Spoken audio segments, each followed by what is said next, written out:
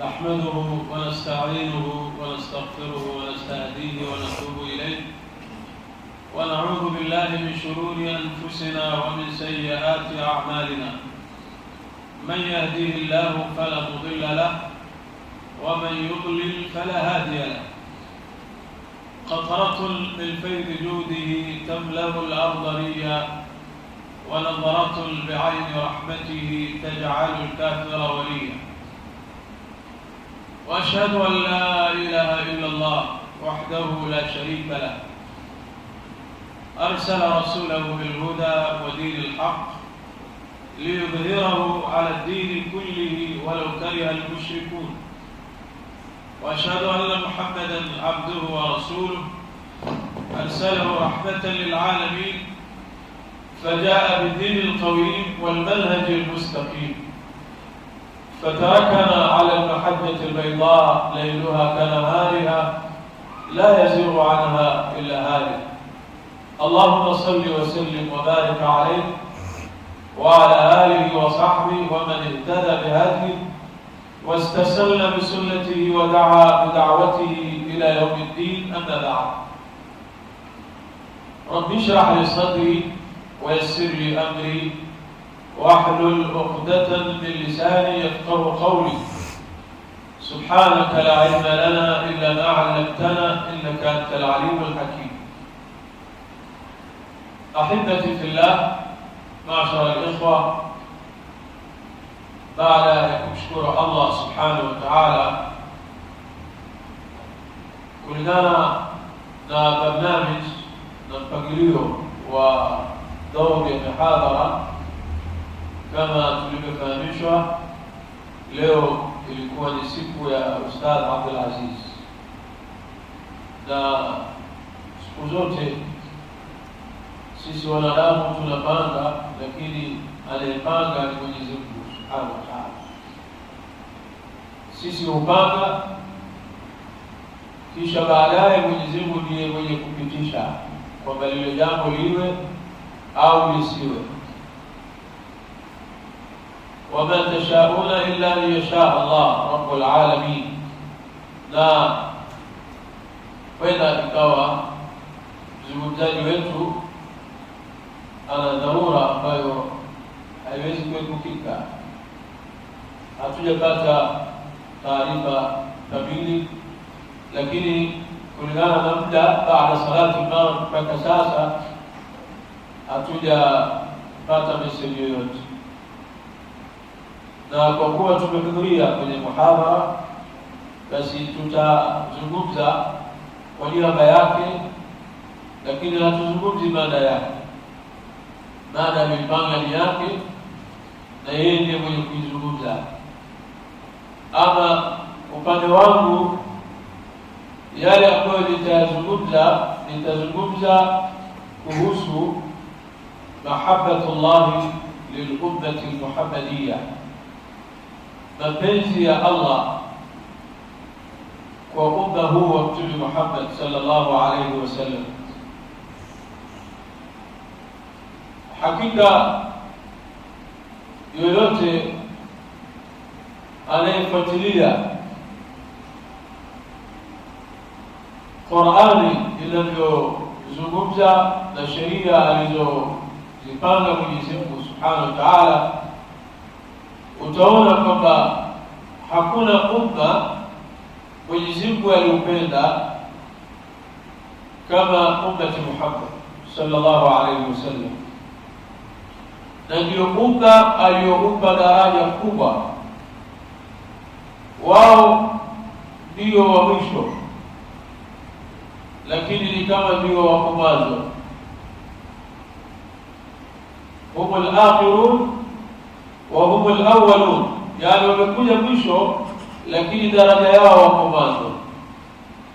Allah Subhanahu wa Ta'ala aliwatukuza ummati Muhammad ndani ya Qur'ani, akawaita ummatan wasatan, kisha akawafanya shuhada ala nas. Siku ya Kiyama watakuwa ni mashahidi kwa wengine, na siku zote shahidi maana yake ni mtu alikuwepo kwenye tukio lile lilofanyika analijua. Lakini vipi mtu ambaye hakuwepo wala hamjui aliyehusika na lile jambo aje awe shahidi bila yeye kujua wala kuwepo mbali? Haya ndio maajabu Allah subhanahu wa ta'ala akhirul umam akaja kuwaleta siku ya kiyama wawe mashahidi. Ule utukufu wa ummati Muhammad sallallahu alaihi wasallam. Siku ya kiyama manabii wataulizwa, kila mmoja amefikisha ujumbe aliopewa na Allah subhanahu wa ta'ala, kazi aliyokabidhiwa na Allah ameikamilisha vizuri, amefikisha ujumbe kwa umma wake. Kama Qur'an imesema, fala nas'alanna alladhina ursila ilayhim wala nas'alanna al-mursalin, tutawauliza wale walioletewa mtume na mtume tuliyempeleka kwao, tujue kwamba kazi ilifanyika. Kwa hiyo moja katika mitume watakaoulizwa ni Sayyidina Nuh alayhi salatu wassalam. Nabii Nuh alayhi salam yeye ni awwal rasul, ndiye mtume wa kwanza aliyeletwa ulimwenguni baada ya kuondoka Sayyidina Adam alayhi salatu wassalam. Katika mitume waliokuja na sheria na risala katika ardhi ni Sayyidina Nuh. Nabii Nuh alayhi salam siku ya kiyama ataulizwa na Allah subhanahu wa ta'ala, ya Nuh hal ballaghta? Nuh, nataka kujua wewe ulifikisha ujumbe wangu kwa waja wangu. Nabii Nuh atasema naam ya Rabb, ndio kazi yako mimi nilifikisha ujumbe wako. Atamuuliza man yashhadu lak? Nabii Nuh alayhi salam baada kuulizwa aseme kwamba risala ujumbe aliofikisha, Allah atauliza umma wake, hal ballaghakum Nuh? Je, Nabii Nuh aliwafikishia ujumbe? Sayyidina Nuh umma wake wakiulizwa watasema ya Rabb, ma ja'ala billadhi, amla aliyekuja kwetu kutuambia lolote kutoka kwako. Nuh hatukubona wala hakuna ujumbe wa Nuh kwetu. Allah subhanahu wa ta'ala baada kukanusha umma wake atamuuliza Sayyidina Nuh, bal yashhadu lak? Nuh, nani shahidi wako kwamba wewe ulifikisha ujumbe? Sayyidina Nuh alayhi salam anasema ummati Muhammad, ya Allah, shahidi wangu ni ummati Muhammad. Jambo la kushangaza, Sayyidina Nuh hataji nabii mwenzake, na kuna manabii ambao wanaelewa hizi habari, lakini anataja ummati Muhammad. Allah subhanahu wa ta'ala atawaita ummati Muhammad awaulize, jiji kuna ushahidi kuwa Nuh alayhi salam alifikisha ujumbe? Tusema naam ya Rabb, Nuh alifikishia ujumbe. Allah atawauliza ummati Muhammad, jiji hamkuweko na ummati Nuh, tuseme ya Rabb, hawa watakuwaje mashahidi kwetu? Sisi na hawa hatukukutana wakati mmoja. Wataulizwa ummati Muhammad, ushahidi wenu ni wapi? Na hamkuweko zama za Nuh wala hamjui Nuh. Ummati Muhammad wataambia Mwenyezi Mungu, ya Rabb, nashhadu annahu ballagha risala, sisi tuna ushahidi kamili kwamba alifikisha ujumbe, na ushahidi wetu tuliutoa kwako wewe, ulitufikishia habari hii kwamba ulimpeleka Nuh kwa watu wake. Inna arsalna Nuhan ila qaumi, kitabu chako Qur'ani kinatusuhulia sisi kwamba wewe unazungumza, hakika sisi tulimpeleka Nuh kwa watu wake. Na Sayyidina Nuh akajieleza alipofanya kazi kubwa kwa hao watu, aliposema rabbi inni da'awtu qaumi laylan wa nahara falam yazidhum du'ai illa firara, mpaka mwisho wa aya hii. Kwa hivyo sisi tunaamini kitabu chako ulituambia la raiba fihi, hakina shaka ndani yake, na tumeamini kila ulilozungumza ndani ya Qur'ani lila kweli, kwa sababu wewe ulilozungumza la haki. Kwa hivyo umma huu ni umma ulio na daraja kubwa na utukufu mkubwa sana, ummatan wasata, na ni umma Allah subhanahu wa ta'ala amewapa mambo mengi. Miongoni mwa mapenzi ya Allah subhanahu wa ta'ala alivyowapenda ummati Muhammad sallallahu alayhi wasallam, utaona zile ibada tulizowekewa ujira wake ulivyo na mambo makubwa ambayo hayakuwepo kwa wenzetu nyuma. Allah subhanahu wa ta'ala jumla ya mapenzi yake makubwa, mapenzi aliyokuwa nayo makubwa kwa umma huu, ummati Muhammad sallallahu alaihi wasallam, manna alayhim bi ayyamin mubarakah. Allah subhanahu wa ta'ala amewatunuku ummati Muhammad sallallahu alaihi wasallam kwa mambo ya adabu. Aliwafanyia mambo ambayo ya kushangaza kweli, kuonyesha ukubwa wa yale mapenzi ya Allah. Moja, Allah subhanahu wa ta'ala amewapa ummati Muhammad siku hizi 10 ambazo tuko nazo, ayyamul mubarak. Wanasema hizi siku 10 afdalu ayyami dunya, hiyo siku bora katika dunia. Hakuna masiku yaliyo bora, yaliyo na utukufu anayapitia mu'min katika uhai wake kama hizi siku 10. Na hizi siku ikhwata al-kiram, anametambia Allah subhanahu wa ta'ala li siku alizozibariki. Baraka iliyoko katika hizi siku, yudha'if lahum fiha al-ajr wa yu'ti jazila thawab. Allah subhanahu wa ta'ala huwapa nyongeza ya ujira watakojaliwa kufanya mema katika masiku haya 10. Na Allah subhanahu wa ta'ala anawalipa thawabu tofauti na masiku mengine, rahmatan minhu wa karama. Allah anafanya hivyo kwa raha zake na ukarimu wake na huruma zake kwa ummati Muhammad sallallahu alayhi wasallam. Kwa hivyo Allah subhanahu wa ta'ala amewapa ummati Muhammad al-ashhur al-awwal min al-hijja, ili 10 la kwanza, siku 10 hizi katika mfungo 3, ili kuwazidishia malipo ya thawabu zao, na kama Mwenyezi Mungu ana usukuma ule umri wao, ana urusi ule umri wa ummati Muhammad. Moja katika jambo ambalo Mwenyezi Mungu alituhurumia sana,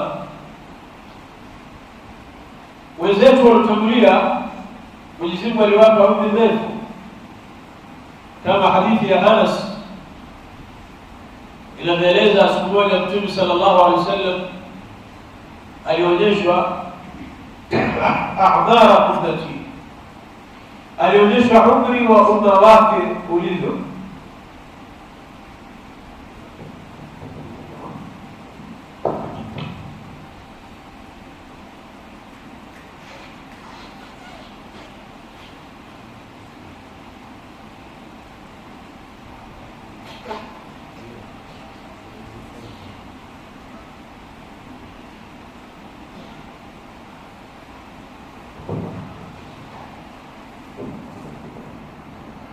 Sayyidina Rasulullah sallallahu alaihi wasallam alionyesha siku moja kila umma umri walikuwa wanaishi. Mtume sallallahu alaihi wasallam akaonyeshwa, akaona kwamba umma waliotangulia waliishi umri mrefu sana. Sayyidina Adam aliishi miaka 1000 umri wake na baitu Adam. Kisha Mtume sallallahu alaihi wasallam akaja akaona yuko katika moja Wenzetu waliotangulia alipigana jihad miaka 700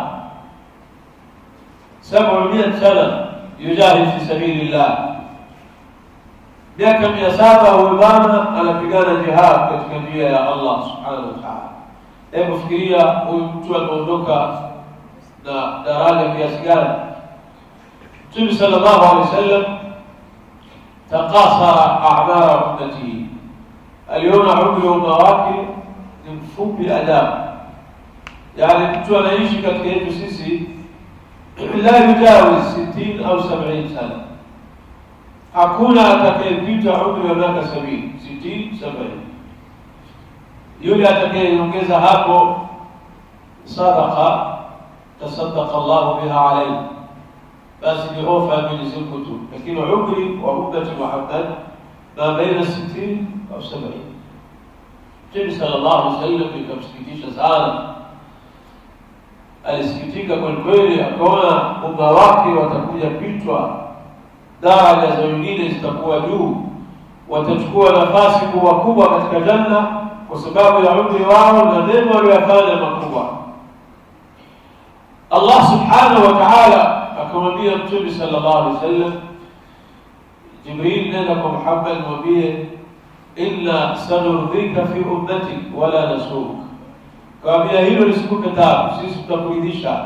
Yale utakaokupa katika umma wako yatakuridhisha, utafahamu. Hakuna umma utakaokufikia umma wako.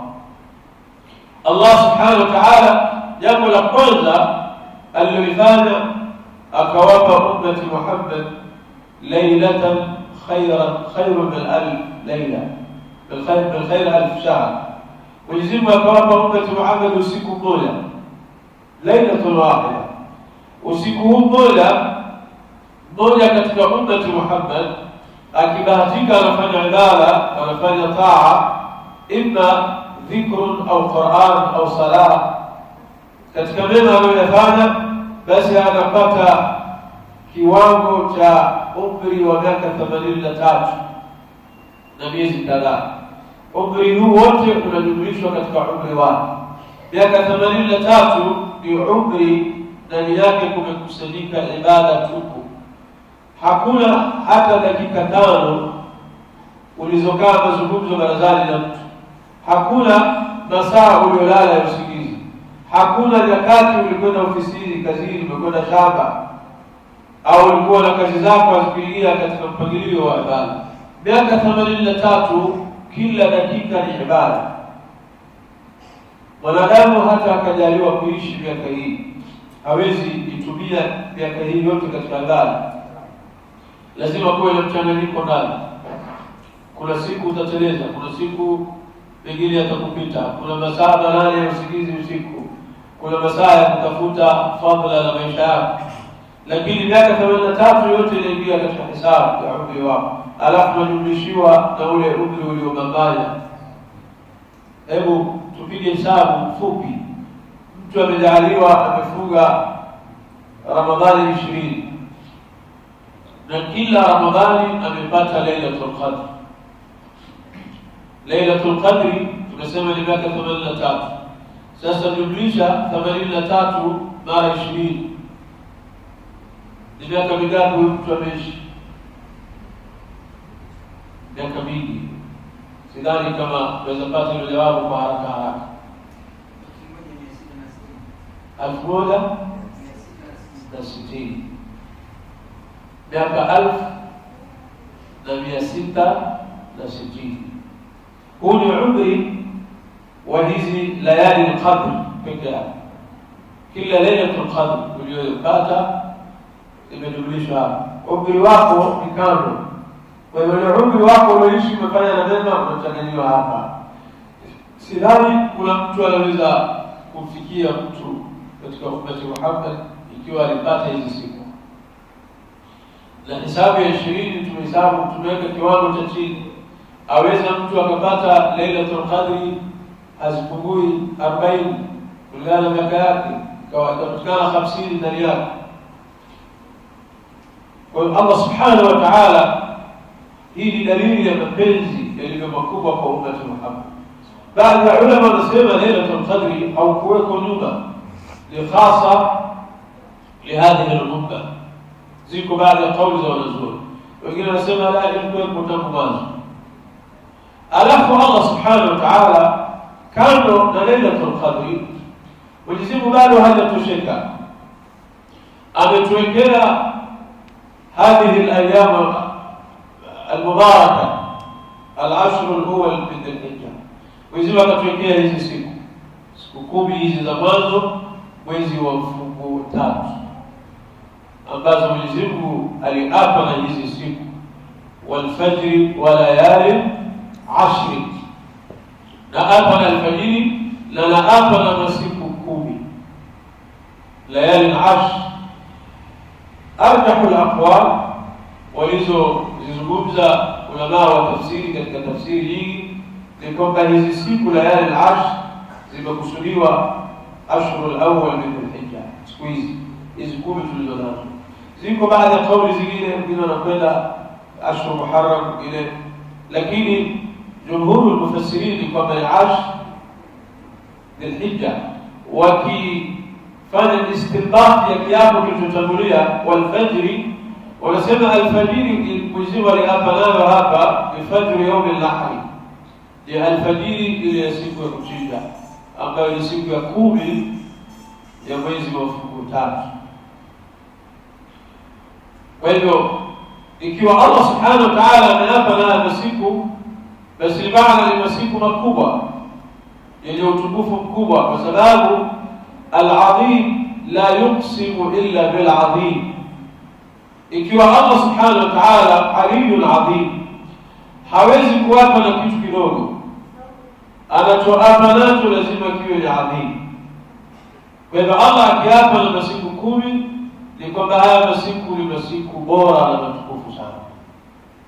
Allah subhanahu wa ta'ala katika haya masiku, kila ibada anayoifanya Muislamu ujira wake inaongezewa, inapewa ziada, thawabu zinabadilika tofauti na siku zingine. Hata sunna inayofanywa ndani ya ayyam al-ashr Dhul-Hijjah haifanani uzito wake na sunna ya masiku mengine. Allah subhanahu wa ta'ala haya masiku ameyachagua ajili ya ummati Muhammad. Imam Ahmad katika musnad yake na wengine walipokea katika vitabu vyao, Mtume sallallahu alaihi wasallam anasema ma min ayyamin a'zam 'inda Allah wala ahabbu ilayhi min al-'amal fihinna min hadhihi al-'ashr. Hakuna masiku ambayo bora kwa Mwenyezi Mungu matukufu sana na Allah anayapenda kwa mtu anayefanya matendo mema ndani ya masiku haya kama hizi siku 10. Allah subhanahu wa ta'ala ameyachagua ni masiku matukufu sana. Amali wanayofanya masiku haya yanakuwa tofauti na amali nyingine. Hata masahaba walipomsikia Mtume akieleza hivi wakamuuliza katika riwaya hadithi, wala jihad fi sabilillah ya Rasulullah, unamaanisha hata jihad? Tunakwambia wala jihad fi sabilillah, hata jihad namna tunavyojua ni amali bora. Ibn Mas'ud alimuuliza Mtume sallam ayu al-amal ahabbu ila Allah, kabia as-salatu li waqtiha, ni sala inasaliwa kwa wakati.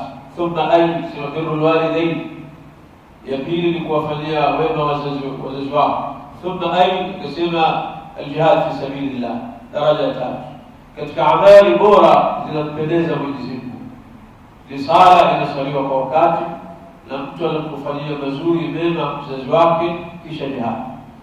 Kisha Mtume akajibu hapa anasema wala jihad illa rajulun kharaja bi nafsihi wa mali falam yarji min dhalik bi shay. Pengine awe mtu ametoka jihad na nafsi yake na mali yake, kisha hakuna kilichorudi, yaani yeye hakurudi na mali yake imemalizikia huko, pengine huyu, lakini amali anayofanya mu'min ndani ya masiku haya ni amali tukufu ada, haiwezi fikiwa na amali nyingine nje ya hizi siku 10. Hapa hadithi hii alizungumza Mtume sallallahu alaihi wasallam ni kuwa Uislamu anatakiwa haya masiku 10 yasipite tu hivi. Tunapoelezwa kuhusu siku 10, tunajulishwa kwamba tunatakikana hizi siku 10 al-naqtalimaha, tuzifaidi, zisipite kama siku za kawaida. Hizi siku 10 zimeletwa ajili yetu. Allah kwa mapenzi yake ataka kutusukuma mbele tupate daraja za juu kushinda wengine. Kwa hiyo Mwenyezi Mungu hakuziweka bure. Tunatakana sisi tuzifaidi hizi siku 10. Al-nukthira fiha ta'at, tunatakana kila siku iwe unaitumia katika mambo mema, ukithirishe ibada zako, a'malul birr wal ma'ruf. Kila ambalo unajua hili ni jambo zuri, ni jambo jema, ni ibada, likifanya napata ujira, usiache. Kama wewe kusoma Qur'an, basi some sana Qur'an katika hizo siku. Ulikuwa katika mema yako mengi na amal salihah, mfano wasala, sadaqa, siyam, unakufuga, ni miongoni mwa amali albir. Yani al-amal salih ni neno ambalo yashmulu fiha kathir min al-ibadat. Amal salih ni neno limekusanya mambo mengi. Sala ni miongoni mwa mambo mema, vile vile sadaqa ni miongoni mwa amal salih. Saum ndio kabisa katika amali zote baada ya sala. Saum inachukua nafasi kubwa sana katika amali alizipenda Allah. Hakuna ibada, kuna mtu atapinga. Mwenyewe anasema as-sawmu li wa ana ajzi bi, saumu yangu na mimi najua namlipa nini mja wangu. Hakuna ibada anayopenda kama saumu. Kwa hiyo ikiwa wewe ndani ya masiku 10 unaona kuna ibada unazofanya, basi saumu ni bora zaidi. Na zile sala za faradhi uhakikishe unazisali kwa wakati. Mambo yote ya wajibati yasikupite. Bil akhasi siyam yawm al-Arafa, zaidi ambalo tutahimiza. Pengine waweza ukaona usifunge katika haya masiku, lakini usijidhulumu nafsi yako ukaiacha siku ya Arafa, siku ya 9. Yani tunaweza sema sisi tunatoa nasaha tufunge siku zote, kwa sababu ndugu yangu, al-furas la tadum. Fursa unayoipata usione utaipata tena. Al-fursa la tatakarrar, nafasi unayoipata usione itarudi tena. Tumeelezwa katika nasaha, zungumzaji wetu aliyepita Sheikh Juhudi alitueleza thamani ya wakati.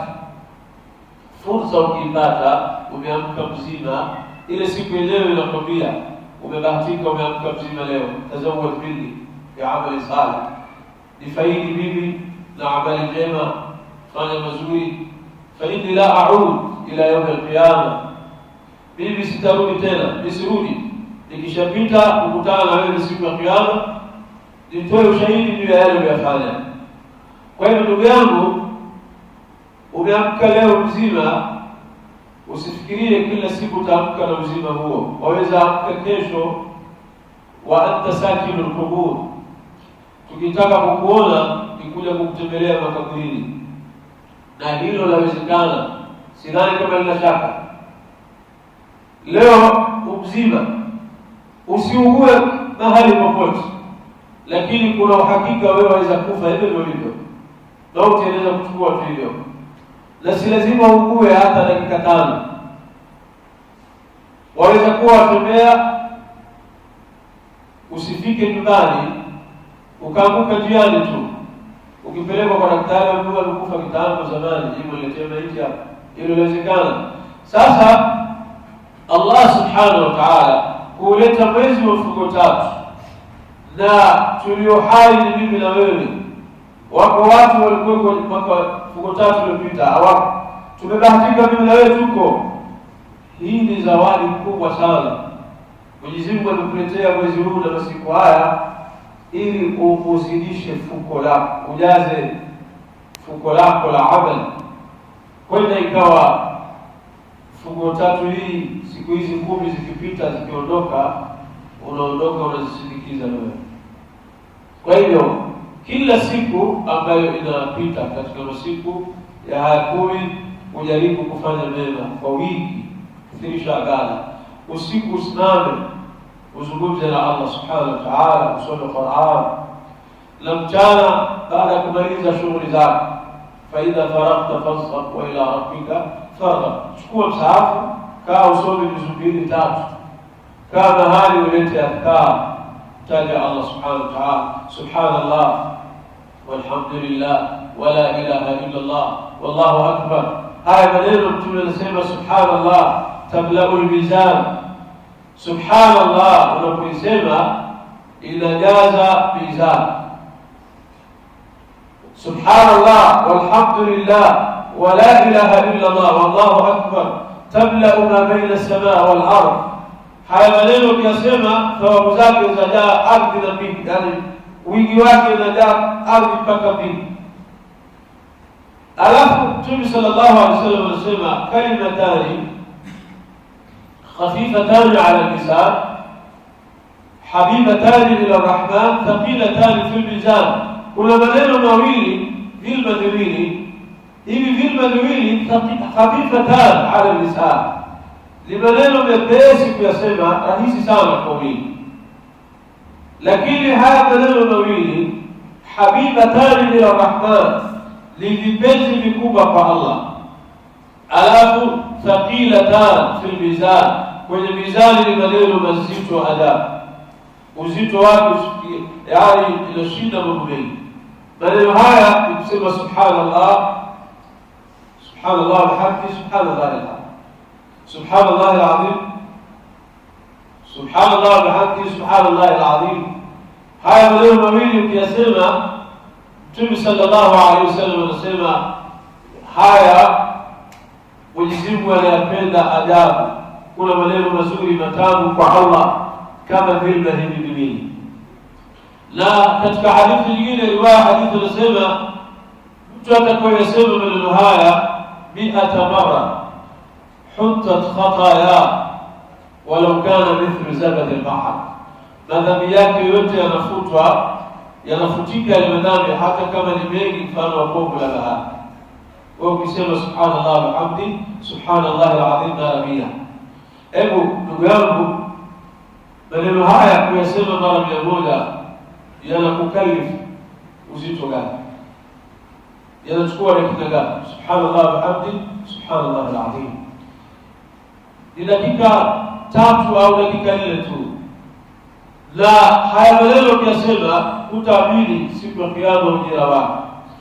Sayyidina Ibrahim alipokutana na Mtume sallallahu alayhi wasallam usiku wa Lailatul Mi'raj, alipokuwa sasa ametoka kwa Allah narudi, akamwambia ukifika nifikishie salamu zangu kwa wajukuu zangu, wasalimie umma wao, waambie nimekutana na babu yenu Ibrahim na amenipa salamu zenu, kisha amewahusia mfanye wingi kupanda ghirasi aljanna, miti ya peponi. Mtume akamuuliza babu yake Ibrahim, wama ghirasu aljanna, miti ya peponi ni ipi? Akamwambia subhanallah walhamdulillah wala ilaha illa Allah wallahu akbar. Ni mtu asema haya maneno, ukisema haya maneno mara 1 kupanda mti. Riwaya nyingine useme la haula wala quwwata illa billahi al-aliyyil azim. Kwa hivyo ndugu yangu, katika haya masiku ambayo tuko nayo ni ofa kubwa sana kwa Uislamu. Leo tungekuwa tunafahamu, leo utaona mtu anapokwenda mjini au tunapotangaziwa katika TikTok ndani ya simu zetu, kuna ofa, mali inauzwa bei rahisi kwa kweli. Ukienda mjini utashangaa watu wamefurika kwenye duka, wengi kweli kweli, upate nafasi wanakimbilia ule muda usishe, wasije wakapitwa na zile bidhaa na bei nafuu. Adabu sisi tunapozungumziwa jambo la thawabu kwetu ni shay'un haiji, ni kitu kidogo sana. Yaani kwenye akili ya mtu akiambiwa utapata thawabu nyingi haelewi ni nini tunasema, lakini ukigeuza lugha nyingine anakuelewa sana. Mwambie mtu hivi sasa, bwana, katika hizi siku 10 za mihadhara kila atakayehudhuria pale akitoka anapewa 2000. Mtu atakuelewa, ameelewa haraka vizuri sana, na ameelewa hapa ni mahali hapatikani kukosa. Msikiti ingebidi tutandike madani kwenye uwanja kule, kwa kila mmoja yuko mapema amehudhuria, tena ataka nafasi ya mbele aonekane kwamba amekuja mapema yuko hapa. Lakini adabu, ndugu zangu, tunapozungumzia neno thawabu, hii lugha inakuwa nyepesi sana, kuna mtu anaelewa uzito. Lakini lau angefufuka mmoja aliyekaburini angekuzungumzia mambo ya ajabu kuhusu thawabu. Mara nyingi napenda kutoa mfano. Kuna bwana mmoja zara al-maqabir, ameenda kuzuru makaburi, kutembelea ndugu zake Waislamu. Wako watu wanawajua pale.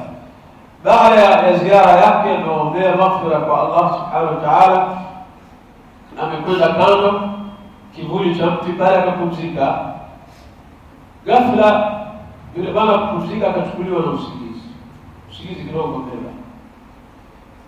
Basi mmoja katika wale aliowatembelea akamjia usingizini, aliyekaburini hana njia ya mawasiliano na wewe ila kwa njia ya usingizi. Anaweza kuja kuzungumza na wewe usingizini, ukiwa macho hawezi wasiliana naye. Sasa yule bwana akajua na rafiki yake mmoja, yule bwana kabla hajalala kupumzika pale alisali rakaa 2 za sunna, yuko kando. Basi yule bwana alipokuja usikiliza kumwambia, ndugu yangu, jambo ambalo la tusikitisha sisi tulioko huku na nyinyi hamna habari, innakum ta'maluna wala ta'lamun. Nyinyi mwafanya ibada tu lakini hamjui thamani ya ibada. Ta'malun wala ta'lamun, nyinyi mwafanya ibada hamjui uzito wa ibada, thamani yake, uzito wake, umuhimu wake. Wa nahnu na'lam wala na'mal, lakini sisi tulioko huku tushatambua ibada ina uzito gani, ibada ina thawabu gani, ina kima gani, ina umuhimu kiasi gani, lakini hatuna chance tena. Idha mata ibn adam inqata'a 'amalu, wewe ukishakufa khalas. Wasema sisi wallahi tunatamani mengi kuyafanya, hatuna nafasi hiyo, lakini hii mautumia muda wenu kule, mnautumia ovyo, hamjali muda mwingi mko nao, hamautumii unavyotakiwa. Na hapa mwanadamu atakuja juta sana yaum al-qiyama, yaqulu ya laitani qaddamtu bi hayati. Ndugu zangu, Allah subhanahu wa ta'ala ametuletea hizi siku 10 sisi tunajaliwa kuzikuta. Wallahi ni thamani kubwa sana, ni zawadi kubwa Mwenyezi Mungu amekuletea. Na tunasema kwamba huenda ikawa huu ndio ufungo 3 wako wa mwisho, una nafasi, chansi ya kuchuma katika hizi siku 10 zisikupite. Na huenda nikaondoka kama umeondoka na thawabu nzuri. Kwa hivyo ndugu zangu, tunatakana tufanye mema, na mema kama tulivyosema يشمل العمل الصالح، الصلاة والصدقة والصيام وغير ذلك. صلاة zile za faradhi, tena hakuna jambo bora analipenda Mwenyezi Mungu kama sala ya faradhi. Wewe katika amali njema zote zifanya hizi siku 10, hakikisha kila sala unaipata kwa faradhi. Jamaa msikitini, Mtume anasema katika hadithi al-Qudsi iliyopokea kwa Allah, Mtume anasema ma ma taqarraba ilayya almutaqarribun. Allah anasema hakuna njia inayowaleta karibu sana kwangu, wanajikurubisha kwangu waja wangu, bimithli adai ma taradta alayhi, kama wao kutekeleza yale niliyoweka faradhi kwao. Njia ambayo inamfurahisha Allah, unajikurubisha kwake haraka zaidi, na Mwenyezi Mungu huona raha ni kutekeleza ya faradhi. Kila ibada iliyo faradhi unaitekeleza kwa wakati wake, ikiwemo sala ndio kitu ya zote. Kwa hivyo siku hizi 10 hakikisha kila sala unasali faradhi, unasali kwa jamaa na wakati wake, alafu kifirishe kutoa sala. Na tukisema sadaqa, Mwenyezi Mungu katika mapenzi yake na rahma zake ajabu hakukupangia kiwango cha wewe kutoa. Jambo la kushangaza ni ndugu zetu katika mafunzo yao huwapangia watu kiwango cha kutoa sadaka. Ni jambo la kushangaza sana. Mwenyezi Mungu sisi hakutuwekea kiwango. Anasema anfiqu bidda razaqnakum. Katika siyar ambazo ni mubhama katika lugha neno ambalo linakusanya mambo mengi ambayo wanadamu hayajui, hayafahamu kutumia neno. Mwenyezi Mungu anasema wama anfaqtum min shay, wama anfaqtum, chochote utakachotoa, kitu chochote utakachojaliwa kutoa, ukatoa katika khair, wama tuqaddimu li anfusikum bil khair, chochote. Mwenyezi Mungu anasema anfiqu mimma razaqnakum mimma akhrajna lakum min al-ard mimma kasabtum, vile mlivyochuma katika vile mlivyovuna katika ardhi. Mimma, Mwenyezi Mungu hakwambii kipi, kile ulichokiona wewe ni kizuri kumpa Allah.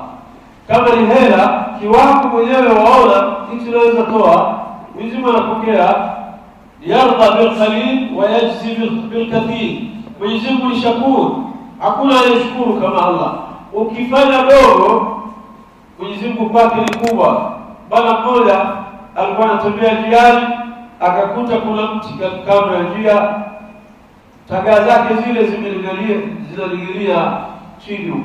Mtu akipita hakuwa makini, anajigonga. Yule bwana akaona hapana, watu wanaumia na mti, akachukua upanga wake kila kukata. Mtume sallallahu alaihi wasallam anasema shakara Allahu lahu, Mwenyezi Mungu alishukuru yule bwana. Na jambo lilifanya ni dogo kweli kweli, lile tagaa lilikuwa linaumiza watu, mtu akipita na gongo na mti. Yule bwana kingiwa na huruma akasema hapana, basi akachukua upanga kukata. Wewe kama ni kumlipa, utamlipa kiasi gani yule bwana? Fanya jambo dogo kwa Mwenyezi Mungu likawa kubwa, ilikuwa sababu ya kumsamehe madhambi yake. Shakara Allahu lahu wa ghafara lahu, akamsamehe madhambi yake. Katika riwaya akamuingiza peponi ya saa. Wallahi hakuna mwenye kushukuru kama Allah. Na zile nguvu alizozitumia kukatia pale ni zake Mwenyezi Mungu. Hakuna aliyofanya la ajabu kwa Allah. Zile nguvu natumia kukata pale, ule mkono kusukuma ukate ule ni nguvu za nani? Isiha alikupa Allah, bado hujafanya kitu, lakini kwa Mwenyezi Mungu ameona ni jambo kubwa, akamsamehe madhambi yake. Kwa hivyo usidharau wema wote. Shilingi yako 50 kusema utatoa sadaqa, wewe usihesabu ile 50 kwa Allah subhanahu wa ta'ala. مثل الذين ينفقون أموالهم في سبيل الله كمثل حبة أنبتت 7 سنابل في كل سنبلة 100 حبة. Kwa Mwenyezi Mungu haiendi kwa majafsiri ile. Shilingi moja inalinganishwa na 700, shilingi 700. Sasa 50 itakuwa ngapi? Kwa hiyo usidharau kutoa sadaqa. Toa kiwango ulichonacho, na Mwenyezi Mungu anakulipa kingi. Bali katika sadaqa yako ila kwa sababu ya kufungulia milango mingi ya kheri, na Allah kukuondolea mengi ya shari na maafa mengi. Kwa hivyo katika hizi siku tufanye bidii sana sala, usali faradhi jamaa, kisha tutoe sadaqa kwa kila siku. Isipite bila wewe kuwa umetoa sadaqa katika hizi siku 10. Mwenyezi Mungu Subhanahu wa Ta'ala, na utoe sadaka yako siri. Tunasema sadaqatu sirri tudfi'u ghadab ar-rabb, sadaka iliyotolewa kwa siri inazima hasira za Allah. Sadaqa katika ibada bora ni sadaqa. Alafu ndugu yangu, angalia Allah Subhanahu wa Ta'ala alivyojitolea kuhakikisha janna kuna watu wataingia ndani ya pepo yake, wastarehe ndani ya janna ile. Basi hawataingia wengi, kama hakuna umma watakuwa wengi kama ummati Muhammad. Yani ukiangalia ni kama Mwenyezi Mungu ile pepo aliandaa hasa kwetu sisi ummati Muhammad. Sisi mtu anapokwenda motoni, malaika watamshangaa chansi alizokuwa nazo na nafasi Allah alizomwekea. Vipi anaenda motoni na ana nafasi kubwa yeye kufikia pepo ya Allah? Angalieni ndugu zangu Waislamu, siku ya 9 katika hizi siku 10, angalia mapenzi ya Allah Subhanahu wa Ta'ala. Kuna siku ya 9 katika hizi siku 10. Hii siku inaitwa Yawm Arafa. Mtume sallallahu alaihi wasallam alisema mwenye kufunga hii siku, na siku saumu ya sunna, si faradhi, saumu ya sunna, atakayefunga hii siku, Mtume anasema ahtasib ala Allah, mimi nachukulia ujira wake na uzito wa siku iwe itafuta madhambi yake ya miaka 2, al-madhiya wallati qabla, mwaka uliopita na mwaka unaokuja. Hebu niulize ndugu yangu Muislamu, Allah ni mapenzi yalivyo makubwa kiasi gani kwa ummati Muhammad? Wewe ufunge saumu ya siku moja sunna, ufutiwe madhambi ya miaka 2. Hebu shangaa hapa, angalia maajabu haya kwa Allah. Ametupenda kiwango gani ndugu zangu? Alafu wewe waache kufunga hii siku. Kuna watu hawajali wala hawana mila, atini sunna. Hii siku moja ukifunga unafutiwa madhambi ya mwaka uliopita. Na ujue kabla ya Arafa ulifunga Ramadhani, si ndivyo? Mtume anasema man sama Ramadhana imanan wa ihtisaban ghufira lahu ma taqaddama min dhanbi. Atakayefunga Ramadhani akiwa na imani, ni amri katika amri kubwa za Mwenyezi Mungu, na anatarajia thawabu ikhlas kwa Allah, anasemea madhambi yote. Tayari Ramadhani umepata maghfira ya mwaka mzima. Ulipomaliza kumalizia mwezi wako wa Ramadhani, kuna Lailatul Qadri khairun min 1000 shahr. Mwenyezi Mungu hakutosheka, ameweka 10 Dhulhijja, akaweka siku ya Arafa. Ukifunga ile siku moja unafutiwa madhambi ya mwaka uliopita na mwaka unaokuja. Ukimaliza Yawm Arafa unakutana na Yawm Ashura. Mtume anasema saumu ya Yawm Ashura inafuta madhambi ya mwaka mzima.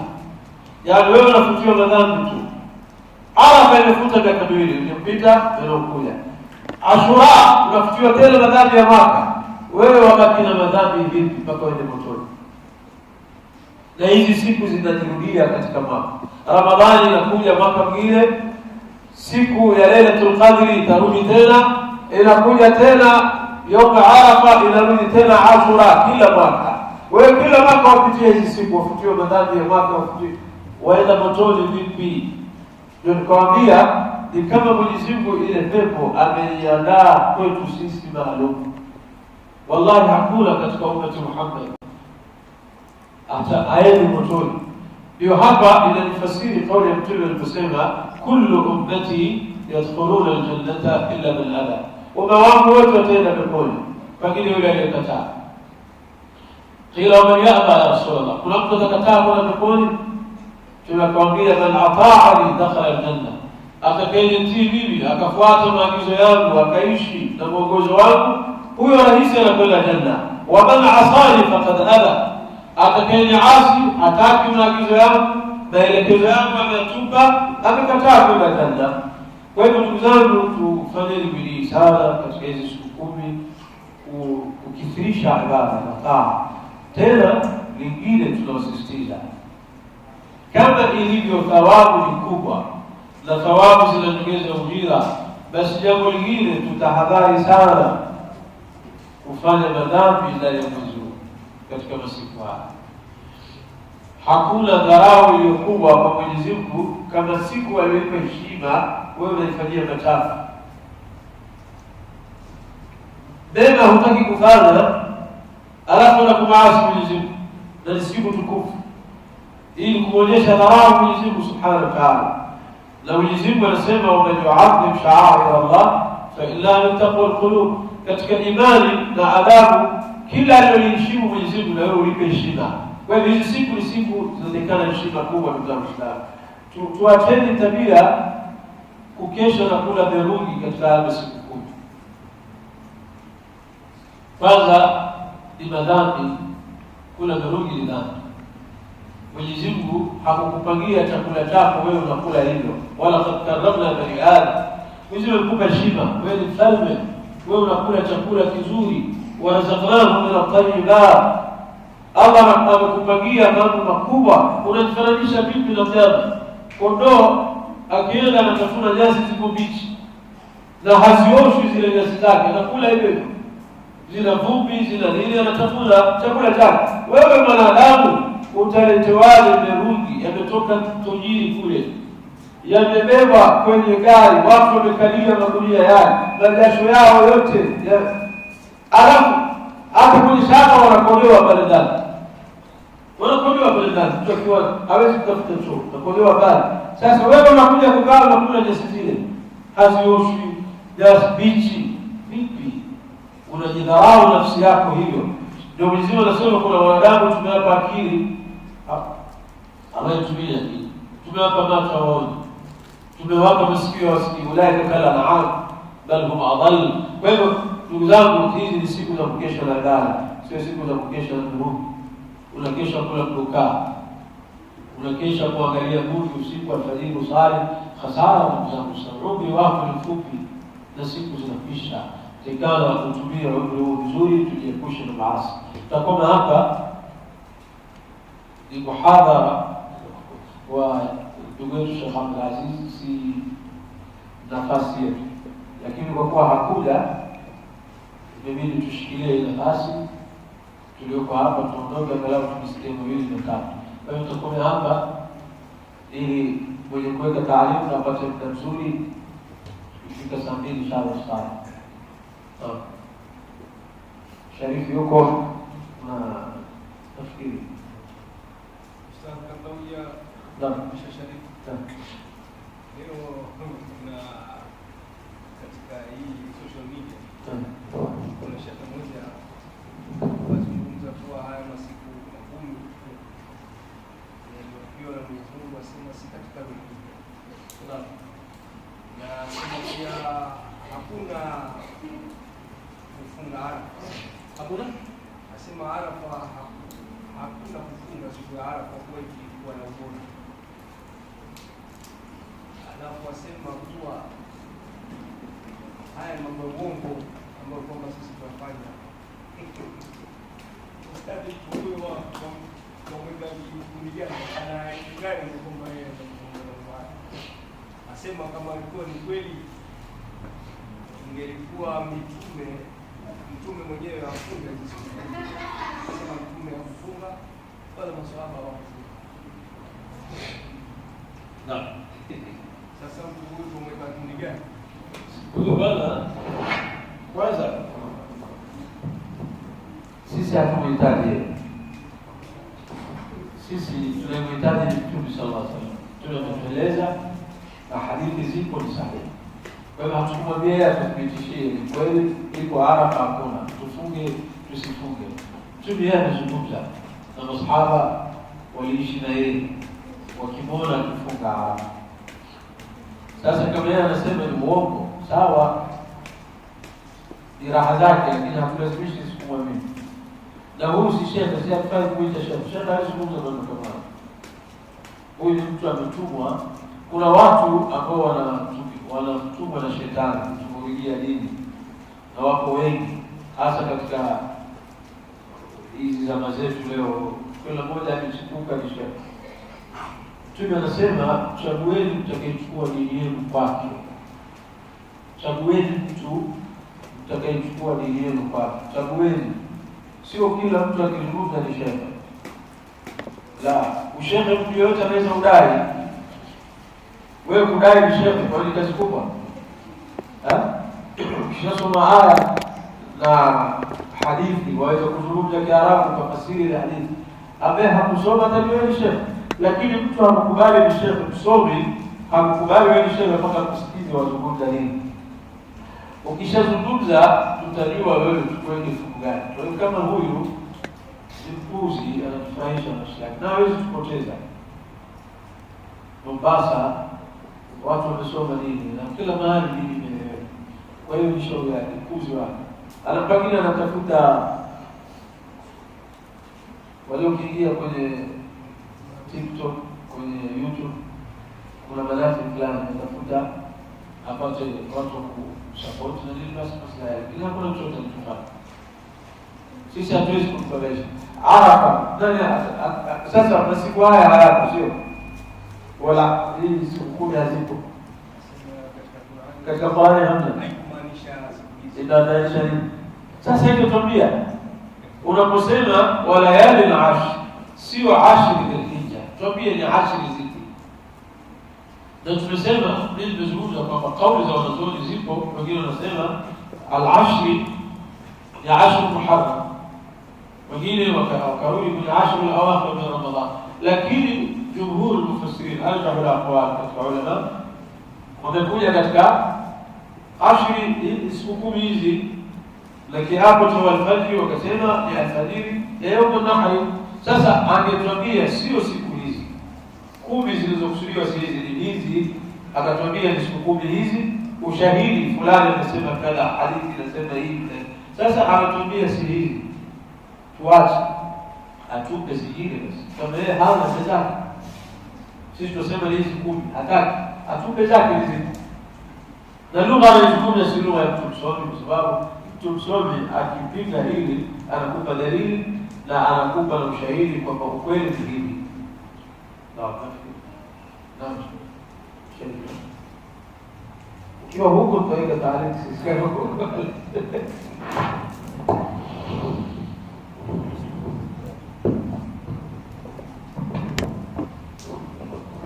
Assalamu alaykum wa rahmatullahi wa barakatuh. Bismillah wa salatu wassalamu ala rasulillah, amma ba'd. Tushukuru Mwenyezi Mungu Subhanahu wa Ta'ala kwa kudra na irada yake kutuwezesha kuwa tuko katika toa na ibada na kufanya mambo kama Mwenyezi Mungu ametuamrisha. Yote hii ni kutia kwa Mwenyezi Mungu Subhanahu wa Ta'ala. Si nguvu zetu. Kuna wengi hapo kwamba wametamani, lakini kwa dhurufi za maisha na dunia Mwenyezi Mungu hakuwafikia kupata ama kufika katika masala kama haya au katika majlis kama haya. Na kubwa lazima tushukuru Mwenyezi Mungu. Leo Ustaz Kasim ameelezea mambo makubwa sana. Ameelezea masala ya dhikrullah. Akaelezea masala ya sadaqa. Haya ni mambo makubwa sana. Dhikrullah ina faida gani kwa wanadamu? Na kwa nini kuna dhikrullah? Na mwanadamu atasaidikana nini na dhikrullah? Na dhikrullah, kila lofukamana na dhikrullah ni katika waja wema. Na kila ambaye kwamba amejikamana na dhikrullah si katika waja wema. Ile dhikrullah ni ibada tu khafia, ni ibada ambayo kwamba mtu ataona ni ndogo sana, hafifu, lakini ina adhimu al-ajra, ina ujira kubwa sana bila Mwenyezi Mungu Subhanahu wa Ta'ala.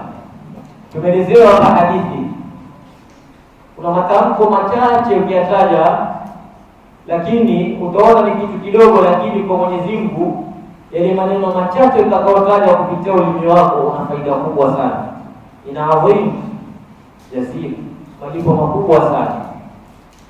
Na dhikrullah ni kitu ambacho kwamba chavuta riziki.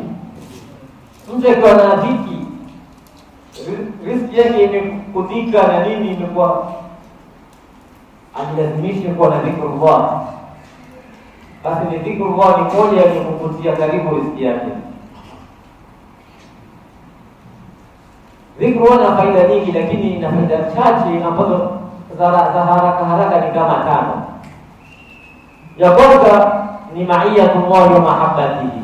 Ile dhikrullah wewe kujilazimisha na kumtaja Mwenyezi Mungu saa zote, ikawa wewe ulimi wako unakumtaja Mwenyezi Mungu subhanallah, la ilaha illa Allah, la ilaha illa Allah, subhanallah, alhamdulillah.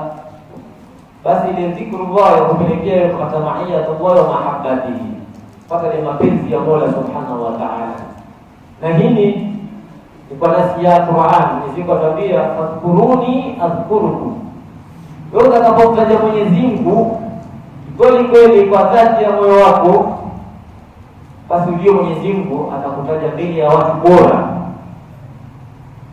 kuliko wewe. Mwenyezi Mungu atakutaja mbele ya malaika, tena washuhudie kuwa mwangalieni mja wangu yule mimi nampenda. Yote nini? Dhikrullah. Faida nyingine, dhikrullah yaleta tumaninatul qalbi, utulivu wa moyo. Taja Mwenyezi Mungu ukajifunga na dhikrullah saa zote, ukitoka kwenye swala, unatoka kazini, una shughuli zako zozote, lakini wewe unamtaja Mwenyezi Mungu subhanallah, subhanallah, Allahu akbar, la ilaha illa Allah, utapata utulivu wa moyo. Na utulivu wa moyo ni kitu kikubwa sana. Ulimwengu wa sasa watu kwa mapesa makubwa, pesa nyingi, watafuta utulivu wa nafsi, utulivu wa moyo. Wapenda kwa therapy zao. Mtu utaona mtu analipia sasa la yule ataka utulivu, aenda apate session pale, apate therapy, akaliwe. Lakini Uislamu umetokea utulivu wa nafsi uko katika dhikrullah. Mwenyezi Mungu akamwambia alladhina amanu wa tatma'innu qulubuhum bi dhikrillah, ala bi dhikrillah tatma'innu alqulub. Kwa utajo wa Mwenyezi Mungu zile nyoyo hutulia. Ndio kuona wazee zamani wametoka msikitini wakimtaja Mwenyezi Mungu. Nyumbani kina mama wapika, lakini wamtaja Mwenyezi Mungu. Kina mama wafua nguo huku wamswalia Mtume. Kwa sababu gani? Wanapata utulivu wa nafsi. Yalipoondolewa haya, tukaikiwa ma TV, tukaikiwa madishi, tukaletewa social media, tumanina hakuna. Nyoyo zinafadhaha. Simu zilikuwa balaa kubwa, bali simu hazina balaa. Mwenye balaa ni binadamu, kwa sababu simu ni chombo, ni chombo cha kutumia. Ukitumia vizuri utapata utulivu. Ukisoma Qur'ani kwa simu, ukasoma vitabu katika simu, utapata utulivu. Lakini ukaitumia simu kwa maslahi ambayo kwamba sio yale ya kheri, utapata fadhaa. Na hapa ndio napenda kuelezea. Mmoja aliuliza, je, Sayyid Muhammad Adnan al-Ahkali aliuliza siku moja, ni nini hukumu ya tefu? Mwanzo unaweza kuingia tefu, watu wakienda vile vinanda, nyimbo wakiweka. Akauliza, ni nini hukumu ya hii? Akaambia hukumu yake ni mubaha. Akaambia ni matumizi yako. Ukitumia katika kheri utapata kheri, ukitumia katika shari utapata shari.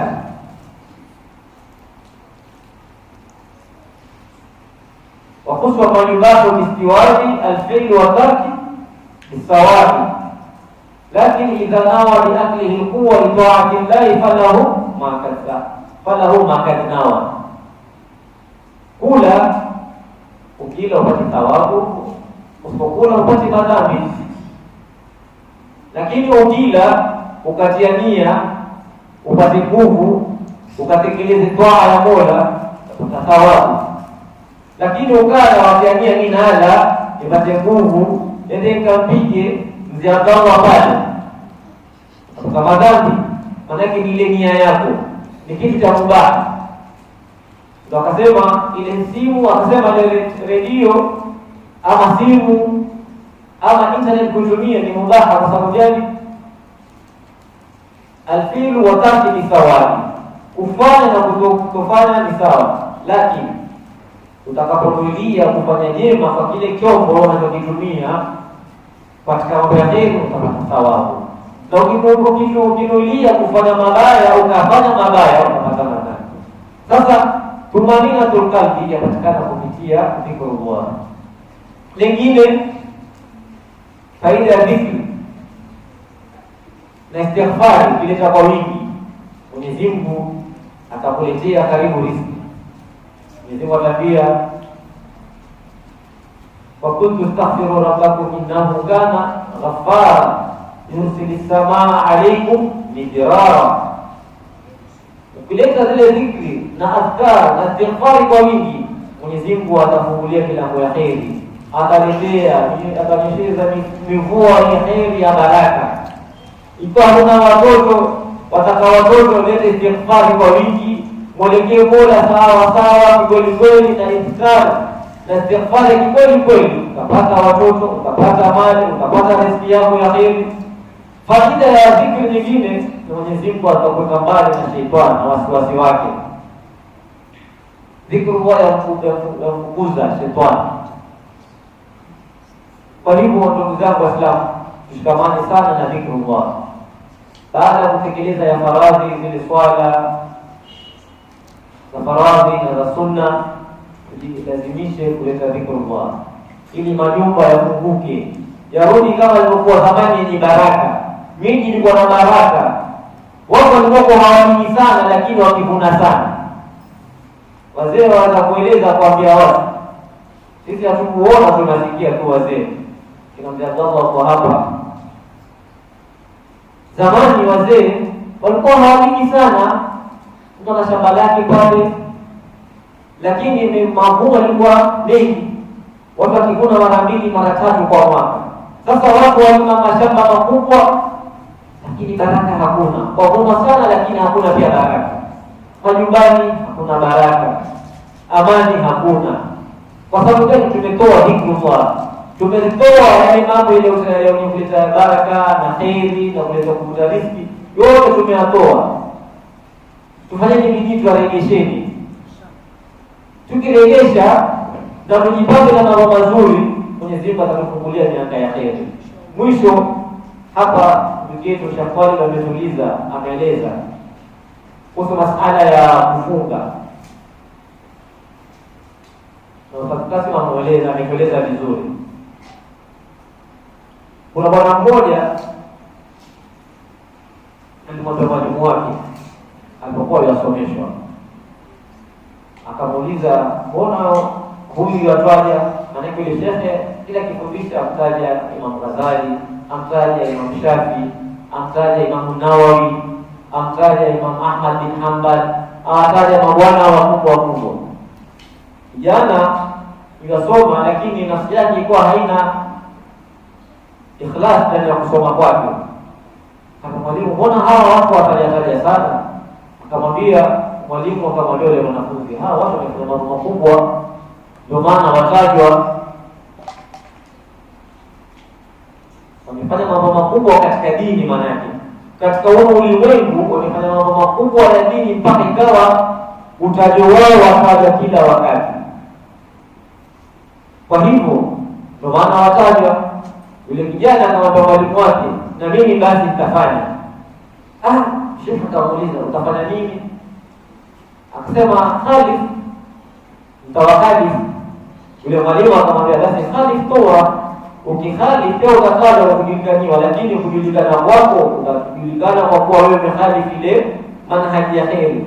Sasa kuna watu wana ugonjwa wa nafsi, wataka kutajwa,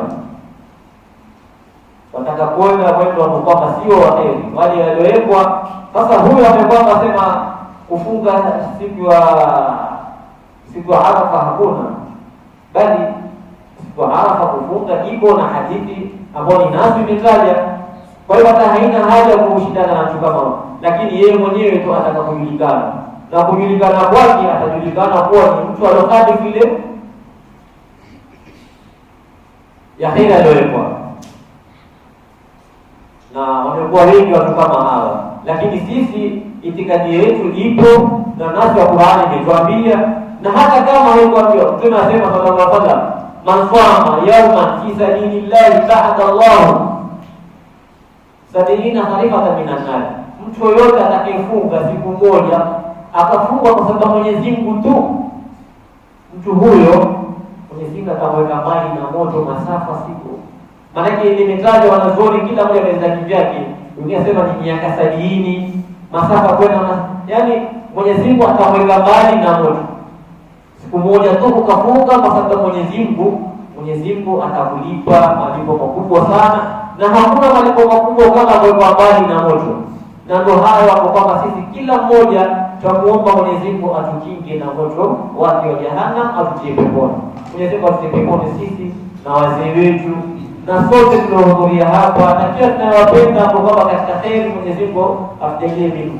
Rabbana taqabbal minna innaka antas samiul alim wa tub alaina maulana innaka antat tawwabur rahim. Allahumma inna nas'aluka ridhaka wal janna wa na'udhu bika min sakhatika wan nar. Wa sallallahu ala sayyidina Muhammadin wa ala alihi wa sahbihi wa sallam. Alhamdulillahi rabbil alamin.